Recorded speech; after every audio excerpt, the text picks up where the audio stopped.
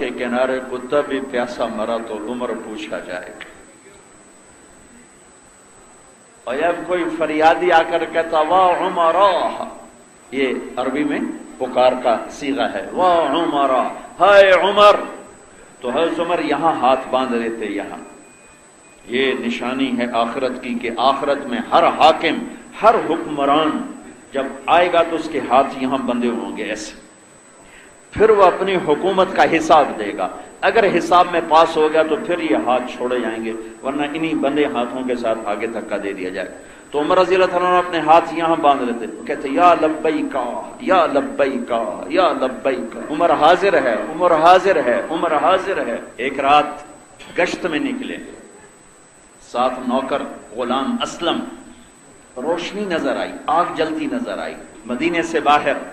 وہاں پہنچے تو دیکھا ایک عورت ہنڈیا چڑھا کے بیٹھی ہے اور بچے، 4-5 بچے رو رہے ہیں۔ تو آپ نے فرمایا بی بی یہ بچے کیوں رو رہے ہیں؟ تو اس نے کہا بھائی بھوک کی وجہ سے رو رہے۔ کہا اس میں کیا چڑھایا ہوا ہے؟ کہا اس میں تو کچھ بھی نہیں، پانی ہے، ان کو خالی چپ کرانے کے لیے چڑھایا ہوا ہے کہ روتے روتے سو جائیں گے، خالی ہے، کچھ بھی نہیں ہے۔ میرا اور عمر کا حساب اللہ کی بارگاہ میں ہوگا۔ اسے نہیں خبر کہ عمر ہی کھڑے ہوئے ہیں۔ تو حضرت عمر رونے لگے کہ عمر کو تیرا کیا پتا؟ تو وہ کہنے لگے تو پھر ہمارا حاکم کیوں بنا ہے اگر ہمارا پتہ نہیں رکھتا؟ عمر رضی اللہ تعالیٰ عنہ نے دوڑ لگائی، بیت المال آئے، بوری بھری غلے کی اٹھانے لگے تو نوکر نے کہا میں اٹھاتا ہوں۔ کہا کیا مطلب میرا بوجھ تو اٹھائے گا؟ 22 لاکھ مربع میل پہ حکومت ہے اس شخص کی، اور بوری کندھے پہ اٹھائی اور دوڑ لگائی اور وہاں پہنچے اور ہانڈی میں گھی ڈالا، تھوڑا جو ڈالے، تھوڑا کھجوریں ڈالی اور ایک حلوہ میٹھا خود تیار کیا، اور لکڑی میں پھونک مار رہے تھے تو دھواں داڑھی میں سے باہر نکل رہا تھا، یہاں تک کہ تیار ہوا اور پھر پلیٹ میں ڈال کے بچوں کے سامنے رکھا۔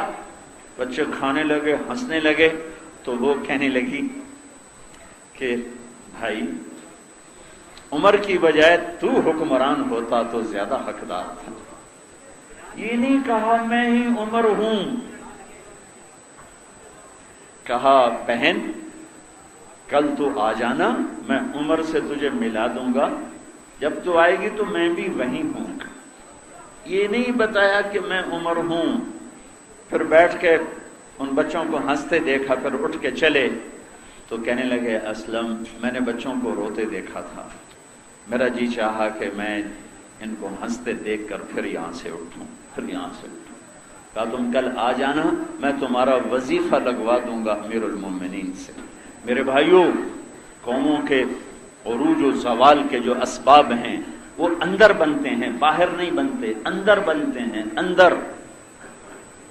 اور سب سے بڑی تباہی جو لاتا ہے وہ ظلم لاتا ہے، وہ ظلم لاتا ہے، ظلم لاتا ہے۔ یہ تو اس نبی کی دعا ہے کہ اگر آپ بیچ میں حائل نہ ہوتے تو ماں کی فریاد، مظلوم کی فریاد، دھوکے سے بھرے ہوئے بازار، نوجوانوں کی نافرمانیاں، طاقتور کا ظلم و ستم، یہ تو پھاڑ دیتا ہے زمین آسمان کو۔ اس کو دعا دو، دنیا سے جانے کا وقت آیا ہے۔ 12 ربیع الاول ہے، 7 جون 633 عیسوی، جبریل اندر آ کے کھڑے ہوئے، گرم دوپہر۔ آپ نے فرمایا کیا ہوا؟ کہ باہر موت کا فرشتہ کھڑا ہے، اندر آنے کی اجازت چاہتا ہے۔ آپ نے کہا آ جائے۔ ملک الموت اندر آئے گا، السلام علیکہ یا رسول اللہ۔ کہ یا رسول اللہ آپ پہلی ہستی ہیں جنہیں میں سلام کر رہا ہوں، میں نے آج تک کسی کو سلام نہیں کیا۔ آپ پہلی ہستی ہیں جن کے بارے میں اللہ نے فرمایا پوچھ کے اندر جانا، بن پوچھے نہ جانا۔ جہاں موت بھی پوچھ کے داخل ہو، کیا کیا ہے اس کے ساتھ؟ کہاں نظر آتی ہے اس کی سیرت؟ صرف 12 دن کے جلسے کا نام سیرت ہے، صرف 10 دن کے رونے دھونے کا نام کربلا ہے۔ کربلا کا بھی مذاق اڑایا، سیرت کا بھی مذاق اڑایا۔ کہنے گئے یا رسول اللہ آپ پہلے ہستی ہیں، اللہ نے فرمایا ہے آنا چاہیں تو لے آنا، رہنا چاہیں تو چھوڑ کے آ جانا۔ آپ نے فرمایا اچھا اگر میں کہہ دوں تو میری جان بھی نکالو گے؟ کہا جی آپ کی بھی نکالوں گا۔ تو آپ نے جبریل کو دیکھا، تو کیا کہتا ہے؟ تو جبریل کہنے لگے یا رسول اللہ اللہ آپ کی ملاقات کے شوق، اللہ سے ایسی موت مانگو ہائے ہائے کہ جب جانا ہو تو اللہ ملاقات کے شوق میں ہو، ایسی موت نہ آئے کہ بھاگا ہوا مجرم پکڑا ہوا واپس لے جایا جا رہا ہو۔ آپ نے فرمایا اچھا جبریل ایک کام کرو، کہ واپس جاؤ اللہ سے پوچھ کے آؤ میرے بعد میری امت کے ساتھ کیا کرے۔ میں پھر جواب، یہ مسئلہ میرے نبی اگر نہ اٹھاتے آج تمہیں بندر خنزیروں سے بھرا ہوا جہان نظر آتا ہے۔ جاؤ اللہ سے پوچھ کے آؤ میرے بعد کیا کرے گا۔ تاریخ پیچھے سامنے ہے کہ بندر بنا دی، خنزیر بنا دی، پتھروں میں دبا دیا، پانیوں میں بہا دیا، ہواؤں میں اڑا دیا، آگ میں جلا دیا، جھلسا دیا۔ تاریخ سامنے ہے انبیاء کی، تو ڈر رہے ہیں کہ کہیں میری امت بھی تو نافرمان ہوں گے، تو ان کے ساتھ کہیں ایسا نہ ہو جائے کہ جاؤ ملک الموت کھڑے رہے، جبریل واپس گئے، پیغام آیا یا حبیبی لا نخذلهم بعدک، اے میرے محبوب میں آپ کی امت کو آپ کے بعد تنہا نہیں چھوڑوں گا، تنہا نہیں چھوڑوں گا۔ الآن قرۃ عینی، اب میری آنکھیں ٹھنڈی ہیں۔ اللہم الرفیق الاعلی، یا اللہ مجھے بے شک اپنے پاس بلا لے، بے شک مجھے اپنے پاس بلا لے۔ اور 2 نصیحتیں فرمائی جاتے ہوئے، الصلاۃ، اے میری امت نماز نہ چھوڑنا، 90% نماز چھوڑ دی۔ اور میرے نبی کی فریاد تھی الصلاۃ، اے میری امت ایک نماز نہ چھوڑنا، وما ملکت ایمانکم، اور ایک میری امت کے غریبوں پہ رحم کرنا، اپنے ماتحتوں پہ رحم کرنا، اپنے ملازموں پر رحم کرنا، اپنے نوکروں پر رحم کرنا۔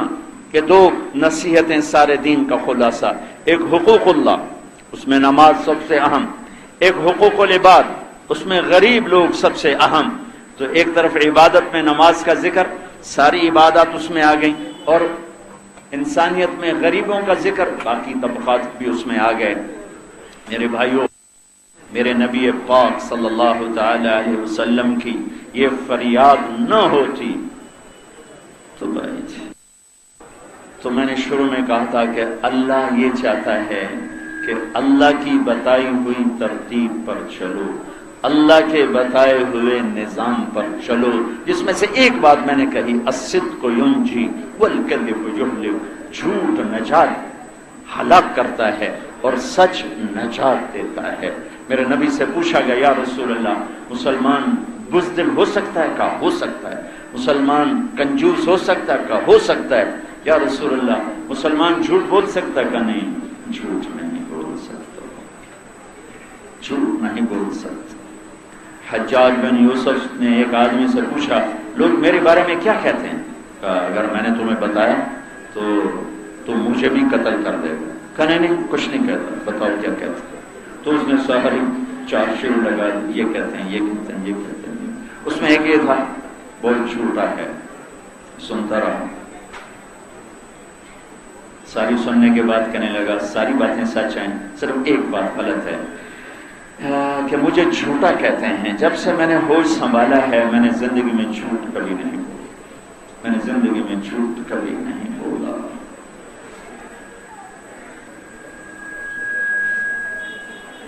جس معاشرے میں جھوٹ اتنی گہری گہری گہری جڑیں بنا چکا ہو، سورج بھی چمکیں تو کیا ہوگا، ٹیکنالوجی بھی ہوگی تو کیا ہوگا۔ قوموں کو جو عزت ملتی ہے وہ کردار سے ملتی ہے، چیزوں سے نہیں، کردار سے ملتی۔ اپنے اندر کو بناؤ، اپنے اندر کو بناؤ، اپنے اندر کو بناؤ۔ یہ جو تبلیغ کا کام ہے یہ کردار سازی کی محنت ہے، یہ کردار سازی کی محنت ہے، یہ اپنے آپ کو بنانے کی محنت ہے۔ اور یہ رمضان کا مہینہ ہے، یہ کردار بنانے کا بہت خوبصورت عمل ہے، کردار بنانے کا بہت خوبصورت فریضہ ہے کہ آدمی کھانا بھی چھوڑتا ہے، پینا بھی چھوڑتا ہے۔ اس کے ساتھ صرف ایک چیز کی اگر حفاظت ہو جائے، جس میں سب سے زیادہ ہمارا روزہ برباد ہوتا ہے، وہ یہ زبان ہے، یہ زبان ہے، یہ زبان ہے۔ زبان کی حفاظت دین کی حفاظت ہے، زبان کی حفاظت معاشرے کی حفاظت ہے، زبان کی حفاظت پورے عمل کی حفاظت ہے، زبان کی حفاظت پورے خاندان کی حفاظت ہے۔ زبان کا بگاڑ پہلے معاشرے کو توڑتا ہے، گھروں کو توڑتا ہے، خاندانوں کو توڑتا ہے، خامن بیوی کو توڑتا ہے، باپ بیٹے کو توڑتا ہے، بھائی بھائی کو توڑتا ہے، پورے معاشرے کو زیرو کرتا ہے، اور پھر دین پر بھی رندہ پھیر دیتا ہے۔ اس زبان سے زیادہ نقصان پہنچانے والا عمل معاشرے کو، دین کو، بہت تھوڑے ایسے عمل ہیں جو زبان جیسا زخم لگاتے ہیں، اور سب سے زیادہ معاشرے کو بنانے والا عمل ان میں سے ایک بہت بڑا عمل یہ زبان کی حفاظت، یہ زبان کی حفاظت۔ معاذ بن جبل ایک صحابی ہیں، ان سے انہوں نے عرض کی یا رسول اللہ کوئی جنت کا راستہ تو بتائیں، انبئنی بعمل یدخلنی الجنہ، کوئی جنت کا راستہ تو بتائیں۔ آپ نے فرمایا بہت بڑی بات پوچھی ہے تم نے، تقیم الصلاۃ المکتوبہ، تؤدی الزکاۃ المفروضہ، تصوم رمضان وتحج البیت، کہ ایک تو فرض نماز ادا کر، ایک زکوٰۃ ادا کر، رمضان کے روزے رکھ، اللہ کے گھر کا حج کر۔ پھر فرمایا تمہیں جنت کے دروازے بتاؤں؟ کہا جی بتائیے۔ اب کا الصوم جنہ، روزہ، والصدقہ تطفئ الخطیئہ کما یطفئ الماء النار، اور اللہ کے نام پہ خرچ کرنا گناہوں کو ایسے بجھاتا ہے جیسے پانی آگ کو بجھاتا ہے، اور رات کے اندھیرے میں اٹھ کر اللہ کو یاد کرنا۔ پھر آپ نے فرمایا کہ معاذ اب میں تمہیں دین کا سب سے عظیم عمل، دین کا چوٹی کا عمل، دین کا ستون، دین کی چوٹی اور دین کا سب سے عظیم عمل بتاؤں؟ الا انبئک برأس الامر وعمودہ وذروۃ سنامہ، تمہیں دین کا ستون، دین کی چوٹی، دین کی بنیاد بتاؤں؟ تم کیا جی ہوا وہ کیا ہے، وہ کیا ہے؟ تو مجھے دیکھو، آپ نے ایسے زبان نکالی، راس الامر، ذروۃ السنامہ، عمود، عمود، ذروہ، راس، تین چیزیں بتائیں۔ چوٹی کا عمل، سب سے اونچا عمل، بنیادی عمل کیا ہے؟ تو آپ نے کہا معاذ یہ دیکھو کہ یہ زبان قابو میں رکھنا، یہ زبان قابو میں رکھنا۔ تو اس پر حضرت معاذ کہنے لگے یا رسول اللہ انواخذ بما نقول، کیا ہمارے کہے پر بھی پکڑ ہوگی؟ تو آپ نے کہا ثقلتک امک یا ابن جبل وهل يكب الناس في نار جہنم الا حصائد السنتهم، سب سے زیادہ جہنم میں دھکا دینے والی زبان ہوگی۔ یہ معاذ بن جبل کون ہیں؟ یہ 1.25 لاکھ صحابہ میں واحد صحابی ہیں جنہیں اللہ کے نبی نے کہا اے معاذ میں تم سے پیار کرتا ہوں، اور یہ واحد صحابی ہیں جن کے بارے آپ نے کہا قیامت کے دن میری امت کے علماء کا جھنڈا معاذ کے ہاتھ میں ہوگا۔ اور یہ واحد صحابی ہیں، آپ نے ہزاروں صحابہ کو اللہ کے راستے میں رخصت فرمایا، روانہ فرمایا، لیکن معاذ بن جبل واحد صحابی ہیں جن کو رخصت کرنے کے لیے آپ 7 میل کا سفر کر کے گئے، 7 میل ان کے ساتھ پیدل گئے جرف تک۔ اور میں ان کی ابھی میں اردن گیا تھا تو میں ان کے مزار پر حاضری دینے گیا، تو جب میں مزار میں داخل ہوا تو سارے کمرے میں خوشبو پھیلی ہوئی تھی۔ میں سمجھا کسی نے خوشبو چھڑک دی ہے۔ مغرب سے پہلے نماز پڑھی، مسجد ساتھ تھی، نماز پڑھ کے دوبارہ گیا، پھر خوشبو تھی۔ ایک اور صاحب وہاں کھڑے تھے، تو وہ انہوں نے میرے چہرے سے محسوس کیا کہ میں دیکھ رہا ہوں کہ یہ خوشبو کیسی ہے۔ وہ مجھ سے کہنے لگے کہ میرے دوست، یہ خوشبو 24 گھنٹے اس قبر سے آتی رہتی۔ اور میں نے دیکھا تاریخ وفات 18 ہجری 1417 سال گزر گئے اور اس بندے کی قبر سے خوشبو آ رہی ہے، خوشبو آ رہی ہے۔ اتنے بڑے مقام کے آدمی کو میرے نبی نے یوں سمجھایا جیسے چھوٹے بچے کو سمجھاتے ہیں، معاذ یہ زبان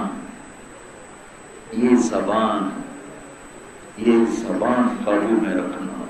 تو میرے بھائیوں، ہاتھ جوڑتا ہوں، اپنے دین کو بچانا ہے، اپنے معاشرے کو بچانا ہے، اپنے روزے کو بچانا ہے، زبان قابو میں رکھو، زبان قابو میں رکھو، زبان قابو میں رکھو۔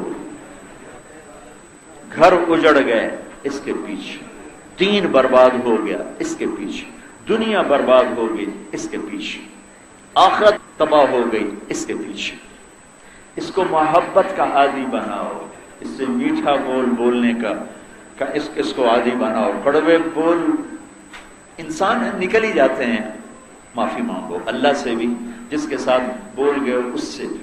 اب ایک صحابی ہیں ابو دجانہ، 1,24,000 صحابہ میں زیادہ سے زیادہ 200 صحابی ایسے ہیں جو جنگ بدر سے لے کر آخری حج تک اللہ کے نبی کے ساتھ رہے۔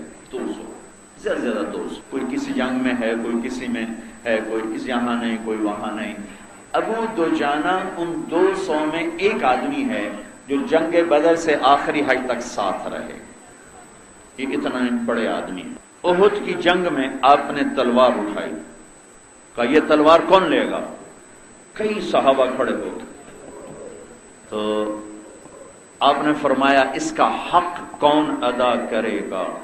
تو سارے پیچھے ہٹ گئے، صرف 3 آدمی کھڑے رہے، حضرت زبیر، ابو دجانہ اور حضرت عمر رضی اللہ تعالیٰ عنہ۔ تو آپ نے وہ تلوار نہ زبیر کو دی نہ عمر کو دی، ابو دجانہ کو وہ تلوار تھی۔ یہ میں تھوڑا سا ابو دجانہ کا آپ کو خاکہ بتا رہا ہوں تاکہ آگے جو کچھ انہوں نے کہا ہے اس کا وزن آپ کو معلوم ہو سکے۔ ابو دجانہ نے تلوار اٹھائی، سرخ پگڑی باندھی اور شعر پڑھے، انا الذی عاہدنی خلیلی اللہ اقوم الدہر فی الخیول، انا الذی عاہدنی خلیلی ونحن بالصفح لدى النخیل، اللہ اقوم الدہر فی الخیول واضرب بسیف اللہ ورسولہ۔ میں وہ شاہ سوار ہوں جس سے میرے نبی نے وعدہ لیا ہے کہ اس تلوار کا حق ادا کرنا ہے۔ خلاصہ یہ ہے، ترجمہ نہیں، خلاصہ۔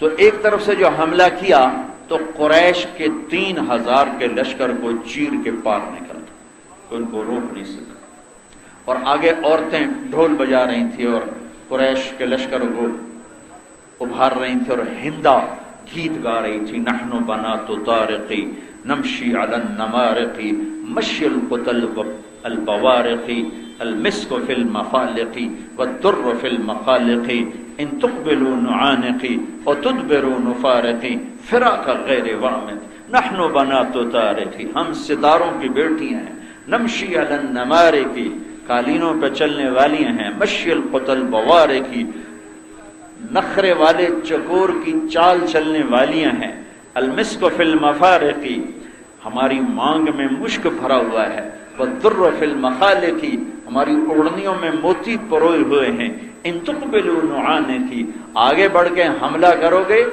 تو ہم تمہیں گلے لگائیں گے، اور تدبرون فارقی، اور اگر پیچھے ہٹو گے تو ہم تمہیں دھکے دے کے ذلیل کر دیں گی۔ یہ ہندا کے اشعار ہیں۔ تو جب ابو دجانہ سامنے آئے تو ساری عورتیں بھاگی۔ ہندا کے بھاگنے سے پہلے ابو دجانہ پہنچ گئے، اس کے سر پہ تلوار رکھی تو اس کی چیخ نکلی تو تلوار پیچھے ہٹا لی۔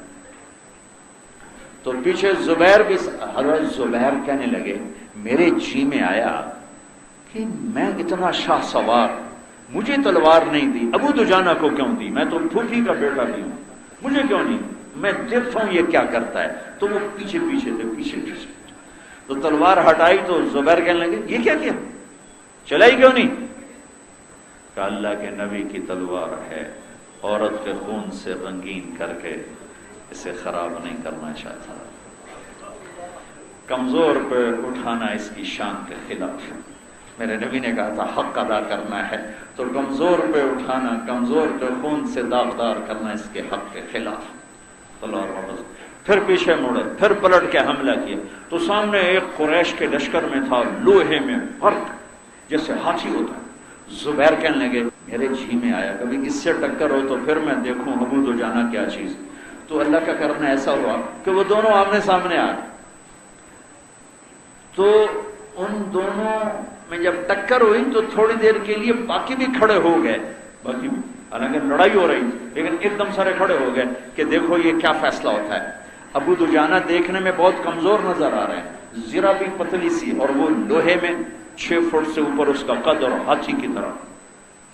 اور زبیر کی تمنا ہے کہ میں دیکھوں یہ اس کو گرائے تو پھر میں کہوں گا کہ واقعی تلوار صحیح جگہ گئی، ورنہ ان کے دل میں تھا مجھے کیوں نہیں تھا۔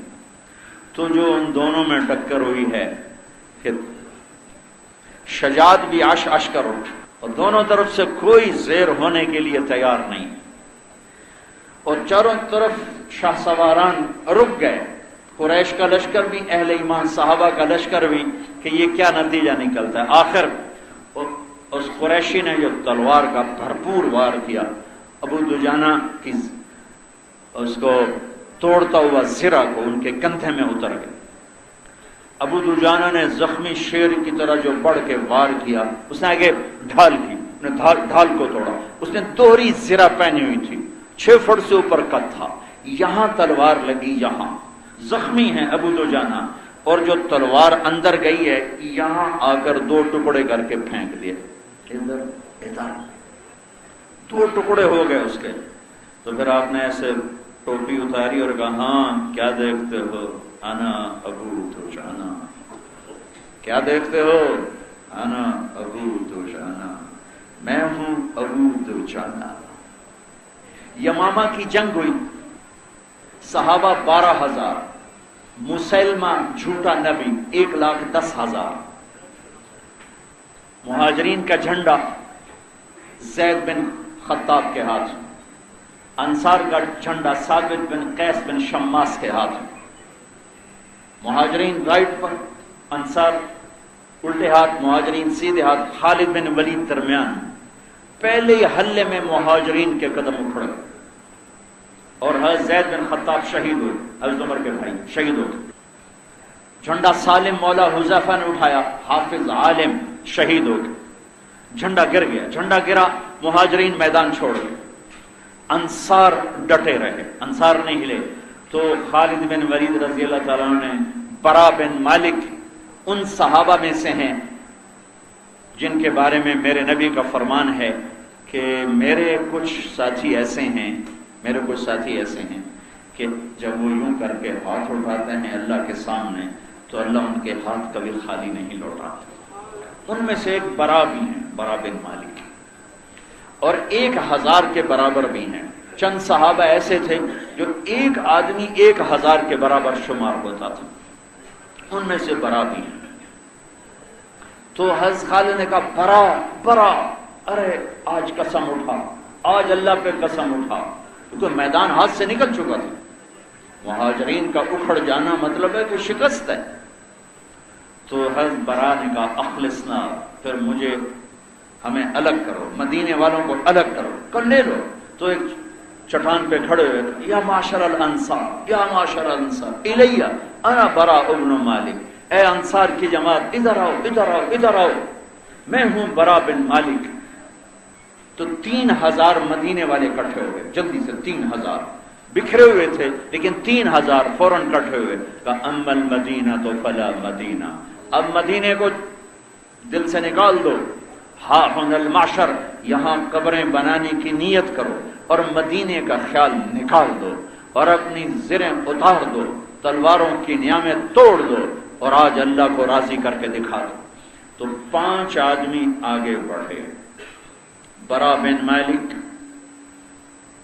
ثابت بن قیس بن شماس، عباد بن بشر، کعب بن عجرہ، ابو دجانہ، ابو دجانہ، کعب بن عجرہ، عباد بن بشر، ثابت بن قیس بن شماس، براء بن مالک۔ ان 5 شاہ سواروں نے 3000 کو گائیڈ کیا اور 1,00,000 کے مجمع میں سوراخ کر دیا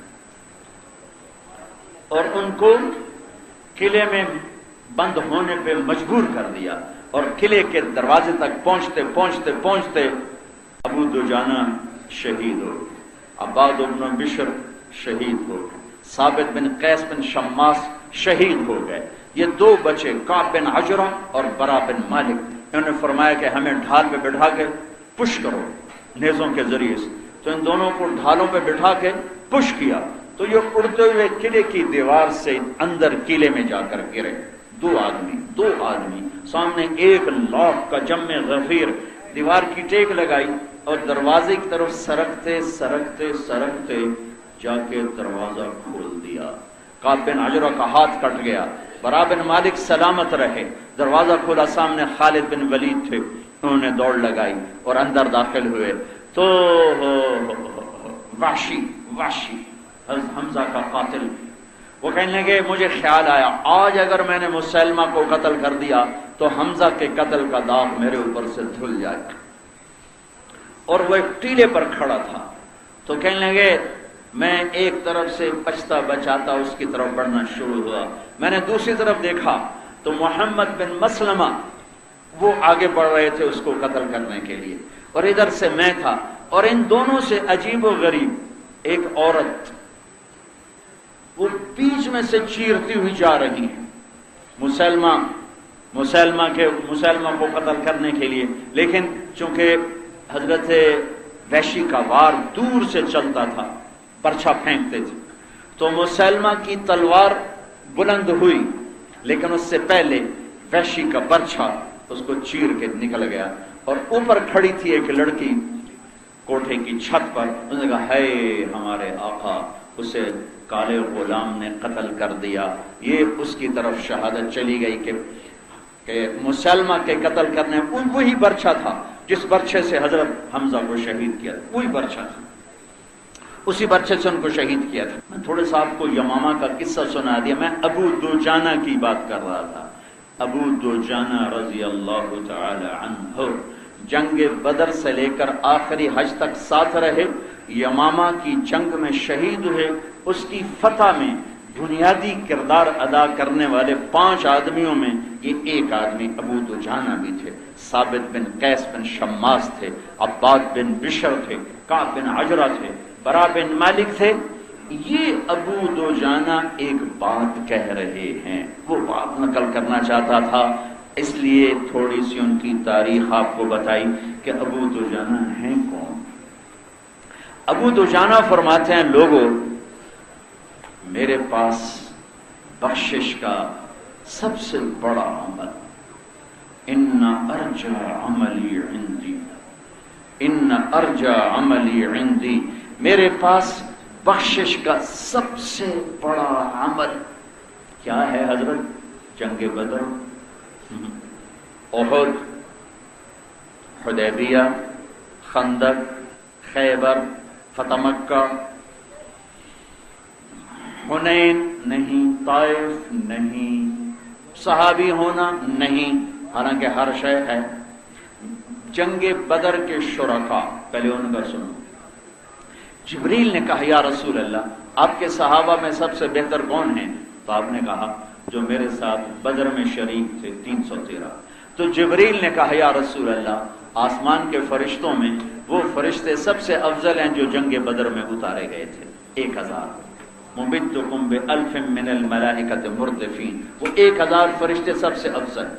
پھر میرے نبی نے فرمایا کہ اللہ نے کہا ہے بدر والے جو مرضی کریں میں نے معاف کر دیا۔ تو اب ابو دجانہ بدر میں شریک ہیں، ان کو یہ کہنا چاہیے تھا میرے پاس بخشش کا سب سے بڑا عمل بدر کی شرکت۔ ٹھیک ہو گیا؟ صلح حدیبیہ میں 1400 صحابہ شریک تھے، ان کے بارے میں اللہ نے کہا لقد رضی اللہ عن المؤمنین اذ یبایعونک تحت الشجرہ، اللہ ان ایمان والوں سے راضی ہو گیا جنہوں نے آپ کے ہاتھ پر بیعت فرمائی حدیبیہ۔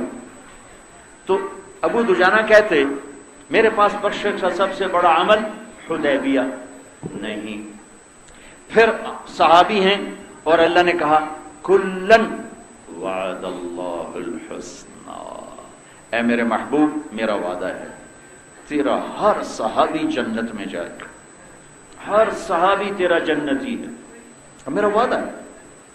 یہ کسی نبی کے صحابہ کے ساتھ یہ وعدہ نہیں، صرف 1,24,000 اللہ کے محبوب کے غلاموں کے ساتھ اللہ کا وعدہ کلن وعد اللہ الحسنى۔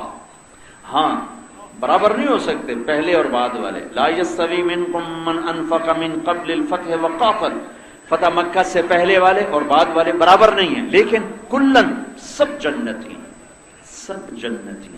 تو کہتے میں صحابی ہوں، میرے لیے سب سے بڑا عمل صحابی ہونا ہے، میں بدر والا ہوں، میرے لیے بخشش کا عمل بدر ہے، میں صلح حدیبیہ والا ہوں، میرے لیے بخشش کا عمل حدیبیہ ہے۔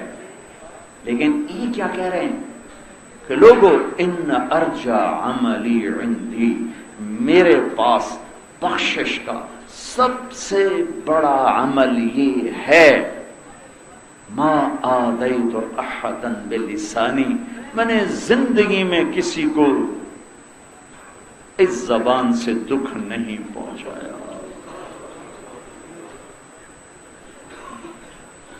میں نے زندگی بھر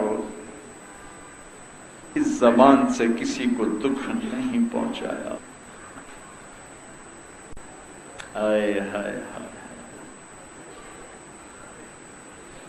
آج ہمارے منہ میں زبان نہیں ہے، دوری دھار کا خنجر ہے، دوری دھار کا خنجر۔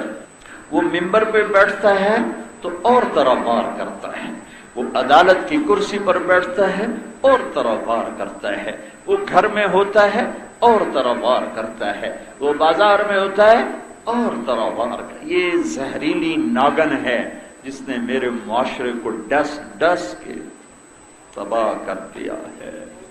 ہندوستان ہمارا دشمن اور امریکہ ہمارا دشمن اور ہندوستان ازلی دشمن۔ ارے تم اپنی ذات کے دشمن خود ہو، تمہارا کوئی دشمن نہیں، تم اپنی ذات کے دشمن خود ہو۔ سازشوں سے کبھی قومیں برباد نہیں ہوتی، ہمیشہ قوموں کی بربادی کردار کی بربادی سے آتی ہے۔ امریکہ کی سازش اور ہندو کی سازش اور فلاں کی سازش، یہ سارا مری جھوٹ بول رہا ہے، یہ امریکہ کی سازش ہے۔ رمضان میں زنا کر رہے ہیں، یہ امریکہ کی سازش ہے۔ سارے مری کے بینکوں میں سود پہ پیسہ پڑا ہوا ہے، یہ ہندوستان کی سازش ہے۔ باپ ڈر رہے ہیں، دکاندار دھوکے باز ہے، وکیل اپنا علم زانی کے ہاتھ بیچ گیا ہے، یہ ساری دشمن کی سازش۔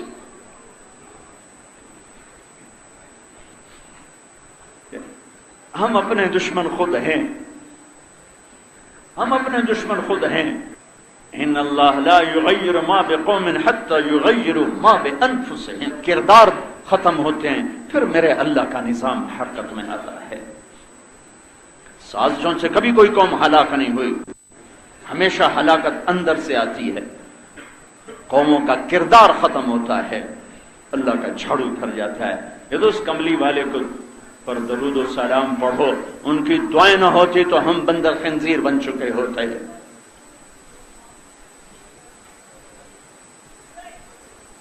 حکومتیں تقدیر نہیں بدل سکتی، سڑکوں پہ آنے سے انقلاب نہیں آتے، ہم سب بے عقلی کے دلدل میں دھنسے ہوئے ہیں۔